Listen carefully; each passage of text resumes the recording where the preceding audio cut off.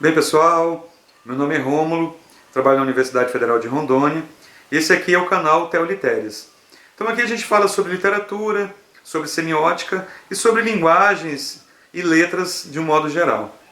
Hoje eu vou falar um pouquinho com vocês a respeito de uma particularidade da linguagem literária chamada polissemia.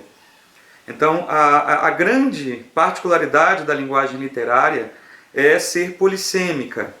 É algo que torna a linguagem literária muito interessante e eterna. É o motor, é o mecanismo que a torna sempre atual. É como diz o Ezra Pound, é a novidade que permanece sempre novidade. Beleza? Gira a vinheta e a gente vai discutir um pouquinho a respeito dessa polissemia dentro da linguagem literária e entender esse processo.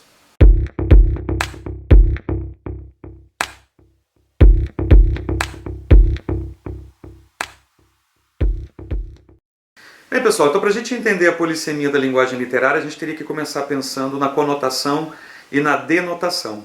Então, a linguagem denotativa é aquela linguagem que tende ao referencial.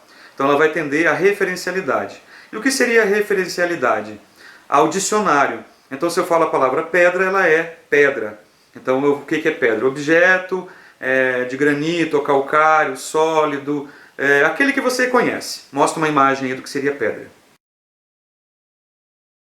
Então, quando você está dentro da referencialidade, você está no sentido denotativo, buscando o sentido do dicionário. E o sentido do dicionário não é uma linguagem literária, porque a linguagem literária ela busca polissemia. Então, quando a gente está no referencial, quando a gente está no denotativo, nós estamos no nível 1. Né? Nós estamos no nível raso, então é uma linguagem que não evolui, que não transborda de sentidos. Mas para isso a gente vai precisar ir pular para o nível 2. Tá? Numa espécie de que a gente chama aqui de modulação. O que é modulação? Mudança de estágio. Quando a gente vai para o nível 2, a gente já está trabalhando aí com a linguagem conotativa, ou seja, ela tem dois sentidos. Então ela já figura novos sentidos. Então quando eu falo na conotatividade, então quando eu falo a palavra pedra e uso num sentido conotativo, uso num sintagma conotativo, sabendo que a gente tem o paradigma e o sintagma, que depois a gente pode discutir em outro vídeo. Então, quando eu digo a palavra, ou quando eu digo o sintagma, que vida pedreira, essa pedra eu tiro daquele sentido ali, já não é mais aquela pedra que eu dialoguei ali a respeito de objeto sólido e tal. Ela já vem para mim com um outro conceito, com um conceito que a gente vai chamar de ambiguidade, ela adquire um duplo sentido. Esse duplo sentido, nós já estamos falando na linguagem conotativa, que tem um ou mais sentidos. A ambiguidade é esse duplo sentido, esse espectro de duplo sentido. Então, quando eu falo a palavra pedra no sentido de pedra, objeto mineral, mas quando eu falo pedra no sentido de dificuldade, então eu já tenho uma evolução semântica dessa pedra, ela já evoluiu, progrediu semanticamente, e aí essa pedra lá no sentido de problema, no sentido de obstáculo, no sentido de dificuldade, ela já está na linguagem conotativa. Mas se a gente pensar, e a literatura? A literatura, o que vai acontecer com a literatura? Se ela ficar só na ambiguidade, pedra mineral e pedra dificuldade, ainda há um empobrecimento. Porque o que a gente busca não é só ambiguidade, só dois sentidos. A gente busca além da ambiguidade, a gente busca a polissemia, ou seja, vários sentidos. Por quê?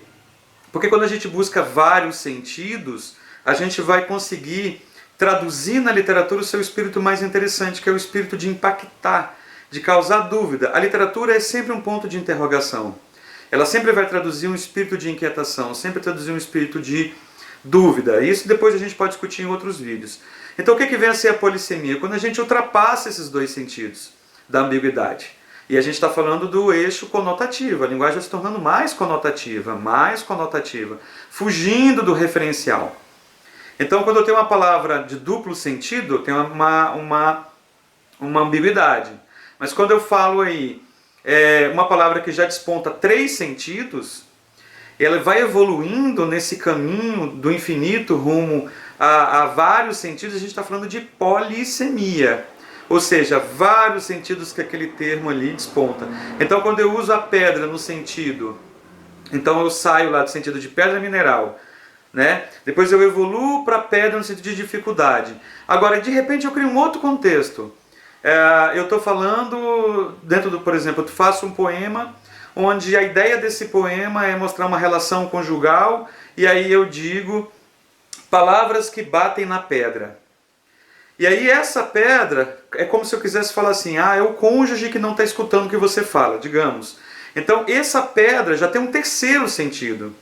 Ela não é só do sentido de obstáculo, dificuldade, mas ela passa a ser, por exemplo, no sentido de impermeabilidade. A palavra bate e volta, ela não é permeada. Então a gente já tem um terceiro sentido, a gente já sai da ambiguidade comum, da ambiguidade cultural que a gente conhece, a gente já extrapola, a gente vai para um outro nível, para um terceiro nível dentro dessa modulação, que é a polissemia. Então a literatura está sempre buscando a polissemia. Então o que é a polissemia? Vários sentidos. E qual que é o comportamento de um leitor polissêmico? Ele tem que ter um comportamento específico, tá? Então qual que é o comportamento que ele tem que ter? Bem, primeiramente ele tem que ter um comportamento de traduzir essa polissemia. Então, só que isso dá muita liberdade. Quando a gente tem polissemia, obrigatoriamente a gente tem liberdade.